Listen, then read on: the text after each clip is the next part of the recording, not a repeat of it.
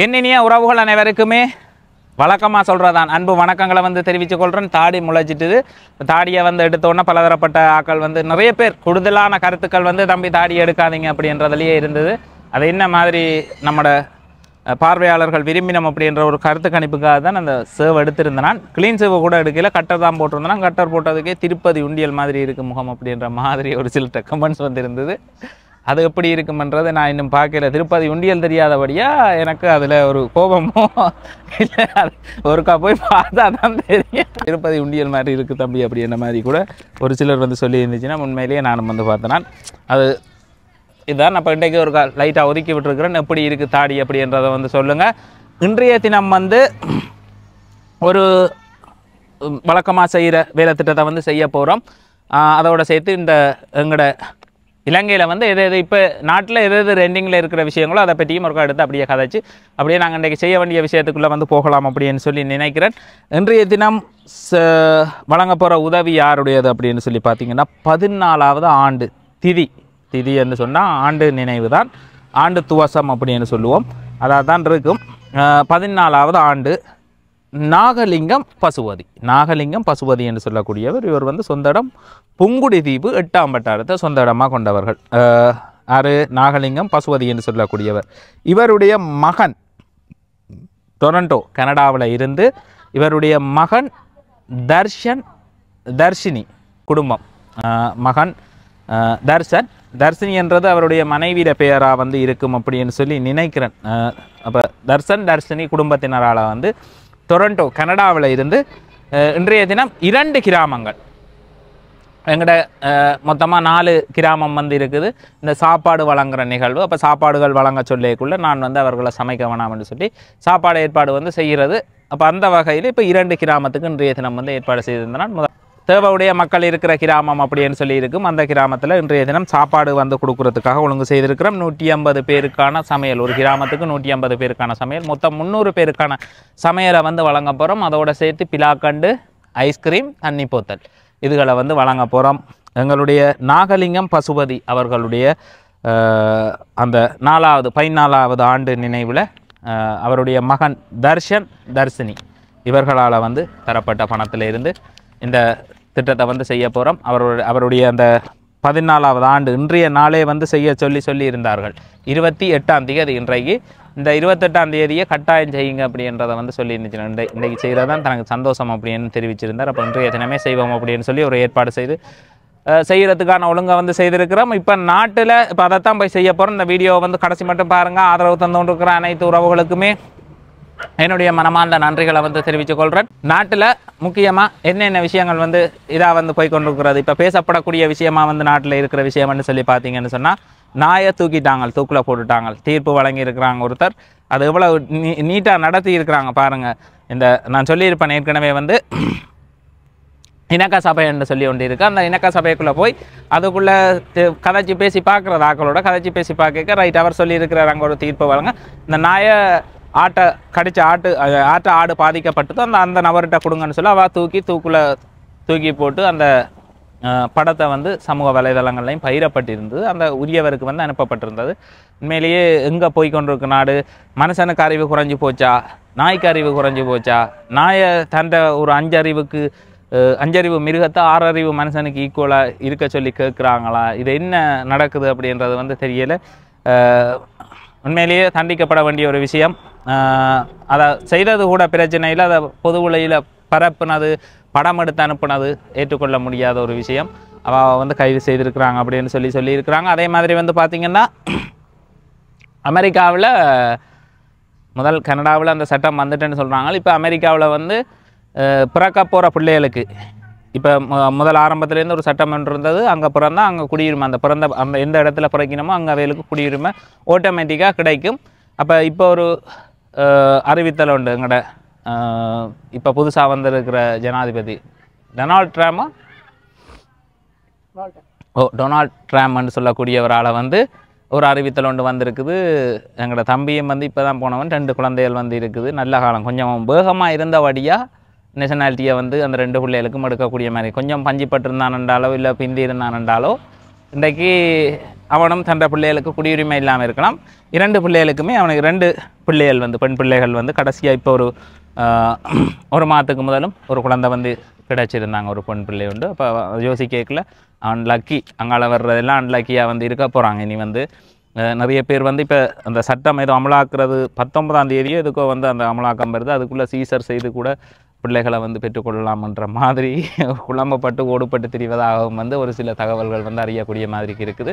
அரசியலும் நாட்டு நிலவரங்களும் நாட்டு சட்டத்திட்டங்களும் எப்போ எப்படி மாறும் அப்படின்றது வந்து தெரியாது. பெரிய பெரிய கிரிமினல்ஸ், அந்த கொலை குற்றங்கள் இதுகளில் பெரிய பெரிய வழக்குகளில் இருக்கிறவங்கன்னா இந்த இதுக்காக வெயிட் பண்ணி கொண்டிருப்பாங்க. அரசியல் மாற்றம் கொண்டு வரும், அரசியல் மாற்றம் வந்தால் நாங்கள் வெளியே வந்துடுவோம்.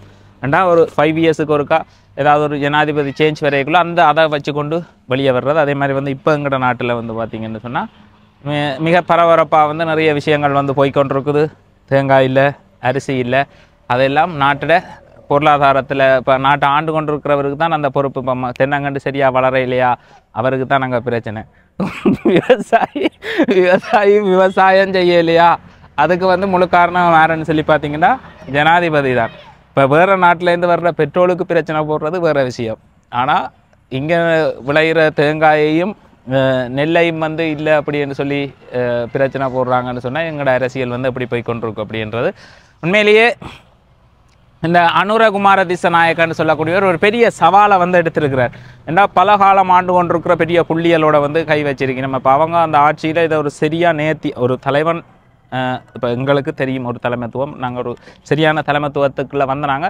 அந்த தலைமை எப்படி வந்து வழி நடத்தினது எங்களோட மக்களை எல்லாம் அப்படின்னு சொல்லி பார்த்தா, தான் முதல் ஒழுக்கமாக இருந்து தன்னுடைய ஒவ்வொரு நடத்தையும் வந்து சரியாக வச்சுக்கொண்டு தனக்கு கீழே உள்ளவங்களை வழி நடத்தினது. அப்போ ஒரு தலைமை வந்து தான் சரியாக இருந்தால் மட்டும்தான் பின்னுக்குள்ளாக்களை சரியாக வந்து வழி நடத்த முடியும். அந்த வகையில் இப்போ இருக்கிற ஜனாதிபதி என்றவருக்கு வந்து ஒரு பெரிய சவால்.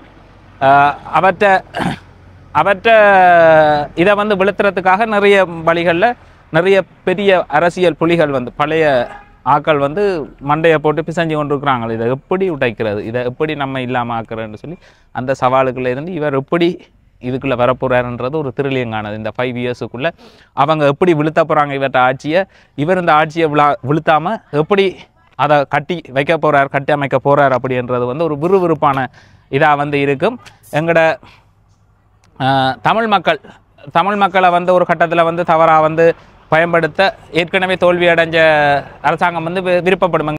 எங்களோட தமிழ் தரப்பில் எங்களோட தமிழ் படியல் சில பேரை வச்சு திரும்பவும் பயங்கரவாதம் இருப்பதாக ஒரு காட்டி அந்த என்னென்னு சொல்கிறது அப்படி ஒரு காட்சியை காட்டி அப்படி ஒரு அரசியலை திரும்ப வந்து பிடிக்கிறதுக்கும் வாய்ப்பு இருக்குது. இப்போ ஏற்கனவே தோல்வியில் இருக்கிற கட்சிகள் வந்து அப்படி ஏதாவது ஒன்று செய்து பிடிக்கணும். ஆனால் என்ன செய்ய போகிறாங்க அப்படின்றது தான் நான் வெயிட் பண்ணி வந்து பார்க்குறேன். இந்த ஆட்டத்தை வந்து எப்படி பார்க்குறேன்னு சொன்னால் இவர் எப்படி அதை கண்ட்ரோல் பண்ண போகிறார், இந்த தோல்வி விட்டுருக்கிற பெரிய நீண்டகால ஆட்சியில் இருந்த இவை வந்து என்ன செய்ய போயிடும், இதை எப்படி திரும்ப மீள கைப்பற்றுறதுக்கு என்ன முறையில் வந்து அந்த ஆட்சி கதிரையை வந்து பிடிக்கிறாங்க அப்படின்றத நாங்கள் வெயிட் பண்ணி வந்து பார்க்க மிக த்ரில்லிங்காக வந்து இருக்கும்.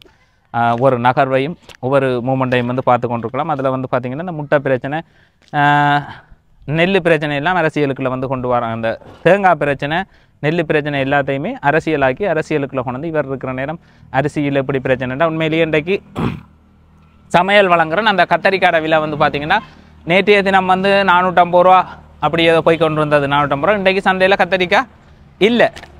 அப்போ சில மரக்கறி பொருட்கள் வந்து கிடைக்கிறது அரிதாக வந்து இருக்குது. என்ன அந்த வெள்ளம் காலநிலையை மாறி மழை வந்து பெய்து வயல்களும் நிறைய வந்து அழிஞ்சிருக்குது. அதே மாதிரி விவசாயமும் வந்து கடுமையாக வந்து பாதிக்கப்பட்டிருக்கு. இது இயற்கையில் வந்து இருக்கிற ஒரு பிரச்சனை. அதை வந்து அரசியலாக்குறாங்க. இப்போ எங்கே தட்டணும் அப்படின்னு சொல்லி பார்த்தா நான் அது சாத்தியமற்றது, வேறு ஏதோ ஒரு வழியில் வந்து முயற்சிப்பாங்க அப்படின்றத தெரிவிச்சுக்கொண்டு இப்போ இன்றைக்கு உணவு வழங்குகிற நிகழ்வை வந்து செய்ய போகிறோம். அதை எப்படி செய்கிறோம் அப்படின்றது தான் இந்த வீடியோவில் வந்து முழுமையாக வந்து பார்க்க போகிறீங்க. ஆதரவு தந்து கொண்டிருக்கிற அனைத்து உறவுகளுக்கும் மீண்டும் மீண்டும் என்னுடைய மனமார்ந்த நன்றிகளை வந்து தெரிவித்துக் கொள்கிறேன். வாங்க உதவியை வந்து வழங்கலாம்.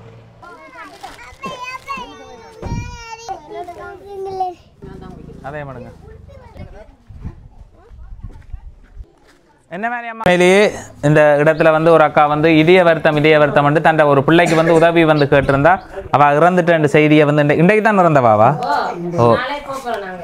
நாளைக்கு வேலாம் போயினமா இறந்த செய்தியை வந்து அவளுக்கு கடைசி மட்டுமே அந்த உதவியை நான் பெற்றுக் கொடுக்கலன்ற ஒரு மன வருத்தமாக இருக்குது. என்ற கனதரவை கேட்டவா இந்த ரங்கங்குடியிருப்புக்கு முதல் வரைக்குள்ளே எனக்கு அறிமுகம் யாருன்னு கேட்டாவா தான் உங்களோட வீட்டை கேட்க அவள் தான் காட்டி விட்டாள். அவரோட ஆத்மா சாந்தி அடைய இறைவனை வந்து பிரார்த்திக்கிறோம்.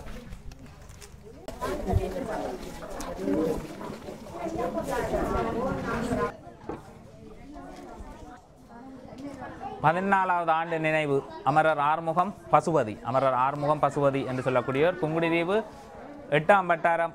அவர் சொந்த இடம் வந்து சிறப்பு மதிய உணவு, அதே மாதிரி ஐஸ்கிரீம், தண்ணி போத்தல், மரக்கண்டு வளங்கள். இதை வந்து 2 கிராமத்தில் வந்து செய்கிறோம். இன்றைய தினம் வந்து 2 கிராமத்தில் ஏற்பாடு செய்திருக்கிறோம். மகன் தர்ஷன் குடும்பம் டொரண்டோ கனடாவில் இருந்து இதை வந்து இன்றைய நாளே அதை செய்ய சொல்லியிருந்தார்கள். 300 பேருக்கான சாப்பாட்டை வந்து ஏற்பாடு செய்திருக்கிறோம். இங்கே 180 பேருக்கான சாப்பாடு, அதே மாதிரி கல்லாரில் வந்து 150 பேருக்கான சாப்பாடை வந்து இன்றைய தினம் ஏற்பாடு செய்திருக்கிறோம். எங்களுடைய அமரர் ஆறுமுகம் பசுபதி அவர்களுடைய 14ஆவது ஆண்டு நினைவில் அவர்களுடைய மகன் மருமகள் இவர்களால் வந்து சொல்லப்பட்டிருந்தது. இந்தாங்க பிலாப்பழம் வந்து நெருப்பு விழா வந்து போய்கொண்டிருக்குது. அப்போ இதை வந்து வைக்கிற ஒவ்வொருத்தருமே இன்னும் 4 வருஷத்தில் கோடீஸ்வரர். ஜான விடாதோ ஜான பிரெட்டை பார்க்குமேண்ணே எல்லாம் வச்சு வளவுங்க சந்தோஷமாவா? ரைட். தங்கச்சி அகல் எடுத்து தரலாம் என்ன எனக்கு? Right, thank you so much.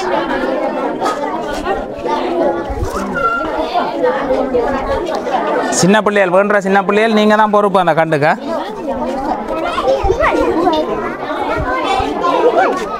கம்பியெல்லாம் பழத்தை எடுத்தானண்டா இந்த பிலாப்பழம் நான் தான் விற்று காசு எடுப்பேன்னு சொல்லி எடுக்கலாம் என்ன? ஓகே, வந்து ஆர்வமாக வேண்டாக்களை கொடுத்துருக்கோம். ஓ நீங்கள் தெரிஞ்செடுக்கலாம். வழக்கமாக இந்த நிகழ்வு வந்து என்னுடைய வீடியோக்கால பார்க்குற உறவுகளுக்கு வந்து தெரியும். ஆண்டு நினைவு 31 பிறந்தநாள் நிகழ்வுகள். இந்த நிகழ்வுகளில் வந்து எங்களுடைய புலம்பெயர் உறவுகளால் வந்து சாப்பாடு உணவு வளங்களை வந்து விரும்பி அதை செய்ய சொல்லுவினோம். அப்போ அந்த நிகழ்வை வந்து இங்கே ஏற்பாடு செய்கிறேன்னா அந்த வகையில் எங்களுடைய ரங்கன் குடியிருப்பு என்று சொல்லக்கூடிய இடத்துல வந்து ஒரு கல்வி நிலையம் வந்து இயங்கி கொண்டிருக்கு. மொத்தமாக வந்து 4 கல்வி நிலையங்கள் வந்து இயங்கி கொண்டிருக்குது.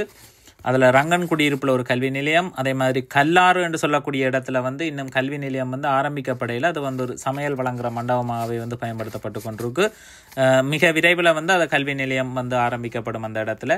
அதே மாதிரி கண்ணகி நகர் என்று சொல்லக்கூடிய இடத்துல வந்து ஒரு 150 மாணவர்களுக்கான கல்வியை வந்து வழங்கி கொண்டிருக்கிறோம். ஜெயநிதன் விதுனன் என்று சொல்லக்கூடிய உறவுகள் லண்டனில் இருந்து. அதே மாதிரி நாதந்திட்டம் புன்னை நீராவி என்று சொல்லக்கூடிய என்னுடைய இல்லத்தில் வந்து தியந்தா பகிரதன் என்று சொல்லக்கூடிய உறவுகள் வந்து கனடாவில் இருந்து அந்த கல்வி நிலையத்தை வந்து இயக்கி கொண்டிருக்கணும். அதுதான் ஆரம்பத்தில் ஆரம்பிக்கப்பட்டது. அதுக்கு பிறகு வந்த மிகுதி 3 கல்வி நிலையங்களும்.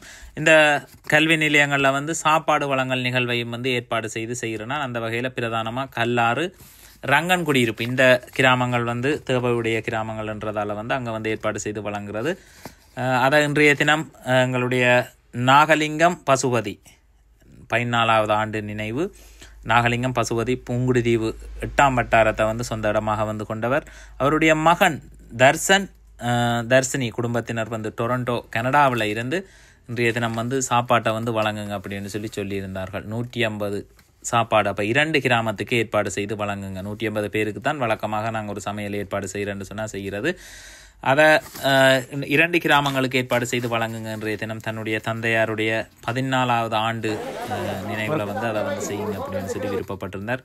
அதை இன்றைய தினமே வந்து செய்யுங்க அப்படின்னு சொல்லியிருந்தார். அதைத்தான் இன்றைய தினம் வந்து ஏற்பாடு செய்திருந்தாங்க. அதே மாதிரி இது வந்து எந்த இடம் அப்படின்னு சொல்லி பார்த்தீங்கன்னு சொன்னால் கல்லாரில் வந்து ஏற்பாடு செய்யப்பட்டிருந்தது. கல்லாரில் வந்து ரவி கௌரி என்று சொல்லக்கூடிய உறவுகளால் வந்து ஒரு மண்டபம் ஒன்று அமைத்து தரப்பட்டிருக்கு. கல்லாரில் வழக்கமாக வந்து வீட்டுக்குள்ளே தான் வச்சு சாப்பாடு வந்து கொடுப்பேன். அப்போ அந்த கரைச்சல் கஷ்டத்தை வந்து பார்த்த உறவுகள் ரவி கௌரின்னு சொல்லக்கூடிய உறவுகளால் இந்த மண்டபம் வந்து அமைத்து தரப்பட்டிருக்கு. அப்போ இதில் ஒரு கல்வி செயல்பாட்டையும் வந்து ஆரம்பிக்கலாம் அப்படின்னு சொல்லி இருக்கிறேன். அது வந்து தரம் 1லேருந்து தரம் 5க்குள்ளே தான் இந்த கல்வி செயல்பாட்டை செய்து கொண்டு இருந்தாங்க. ஆனால் அங்கே வந்தவர்கள் வந்து அதுக்கு மேலே தரம் 5லேருந்து தரம் 10க்குள்ளே உள்ள மாணவர்களுக்கு கல்வியை வந்து வழங்குங்க அப்படின்னு சொல்லி கேட்டிருந்தார்கள். அதுதான் கூடுதலான தேவையுடைய மாணவர்கள் வந்து இருக்கணும் அப்படின்னு. அது மிக விரைவில் ஆரம்பிக்கப்படும். அது தொடர்பாக கதைச்சி சொல்கிறேன் அப்படின்னு சொல்லியிருந்தேன். இது வந்து கல்லாரில் வந்து வழங்கப்பட்டது. முதல் நீங்கள் பார்த்த வீடியோ ரங்கன் குடியிருப்பு என்று சொல்லக்கூடிய இடத்துல வந்து வழங்கப்பட்டது. இன்றைய தினம் சாப்பாடு வழங்கல் நிகழ்வை வந்து ஏற்பாடு செய்திருந்தனால் எங்களுடைய உறவுகள் தங்களுடைய அந்த ஒவ்வொரு நிகழ்வுகள் அங்கே வந்து ஒரு ஆக்களை கூப்பிட்டு செய்ய முடியாத நிகழ்வுகள்.